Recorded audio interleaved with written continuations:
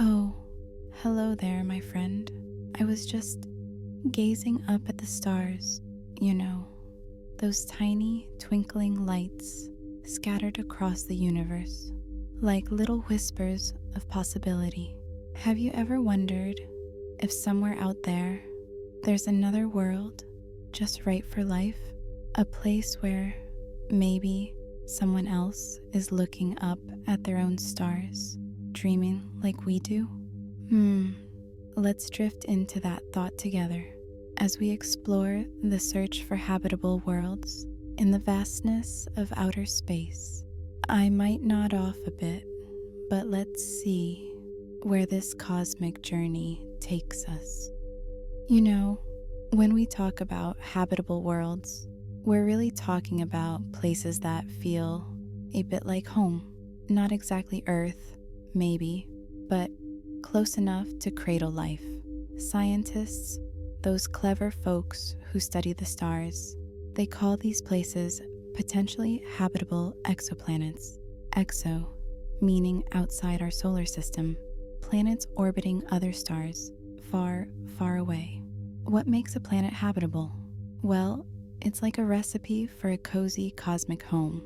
First, you need the right distance from a star.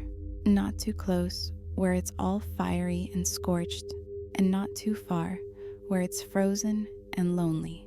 They call this the habitable zone, or, the Goldilocks zone, where it's just right for liquid water to exist. Water. Oh, it's so important. The stuff of life as we know it. Without it, well, life might have a hard time getting started. Then there's the planet itself. It needs to be the right size. You see, too small, like Mercury, and it can't hold onto an atmosphere. Too big, like Jupiter, and it's all gas and storms. No solid ground to stand on. A rocky planet, about the size of Earth, or a bit bigger. That's what we're looking for. Something with maybe a nice atmosphere, maybe some oxygen, or at least something to breathe.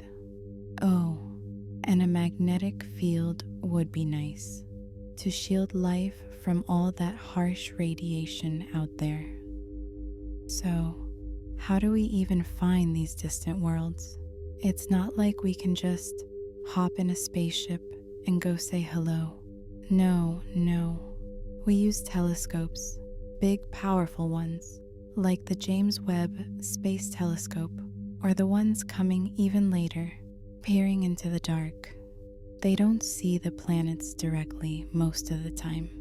The stars are just too bright, like a campfire drowning out a candle. One way we find them is the transit method. Imagine a planet drifting in front of its star just for a moment, dimming the star's light like a moth passing over a lantern. Scientists measure that tiny dip in brightness over and over, and they know a planet is there. They can even figure out its size and how far it orbits from its star. Isn't that kind of magical? The Kepler Space Telescope. Oh, it found thousands of these planets, thousands of possibilities. There's another way too, called radial velocity. The planet and its star, they dance together, you see, tugging at each other, wobbling just a little. We measure that wobble in the star's light, and it tells us there's something out there pulling it along. It's like listening to the universe's heartbeat. So, have we found any of these habitable worlds yet? Well, we've found so many exoplanets, over 5,000 last I heard, maybe more by now. Each one a little story, a little mystery. Some are strange, like hot Jupiters, all gas and fire. Others are super Earths, rocky but bigger than our home. A few, oh, they're special, like Proxima Centauri b, our closest neighbor, just 4.2 light years away, orbiting a small red star. It's in the habitable zone, but oh, those red dwarf stars, they can be moody, flaring up, sending radiation. Still, it's exciting, isn't it? To think there's a planet so close, maybe with oceans, or who knows. Then there's the TRAPPIST 1 system, 7 planets, all Earth-sized, circling a cool little star. Some of them, they're in that Goldilocks zone too. Scientists are studying them closely, wondering if there's water, or maybe even signs of life. Can you imagine falling asleep under a sky with 7 planets glowing faintly above you?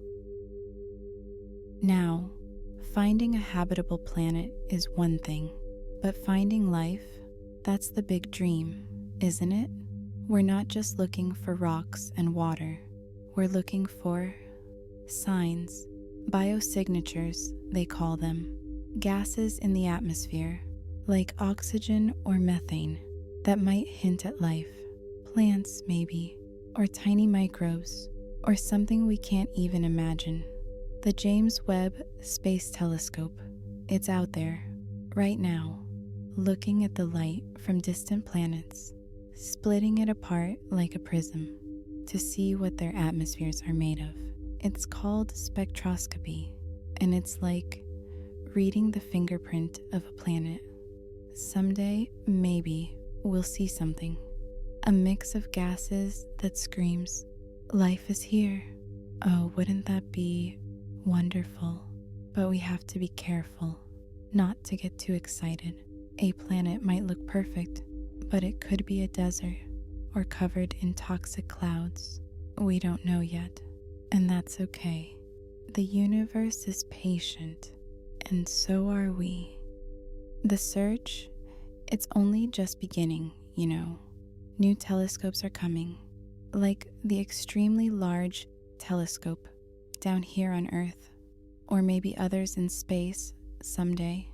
They'll see farther, clearer, maybe even take pictures of these worlds. Can you imagine seeing a blue dot like Earth, but somewhere else? And then there's the dream of going there. Not us, maybe, but our robots, our probes, maybe one day, tiny spacecraft with sails pushed by lasers, heading to Proxima Centauri. It's called Breakthrough Starshot, a wild idea, but oh, it makes me smile to think about it. Tiny ships sailing on beams of light, even if we don't find life. The search itself, it's beautiful, isn't it? It's like reaching out into the dark, hoping to touch something familiar or wonderfully strange. It reminds us we're part of something so much bigger. Well, my eyes are getting heavy now. The stars are blurring a little.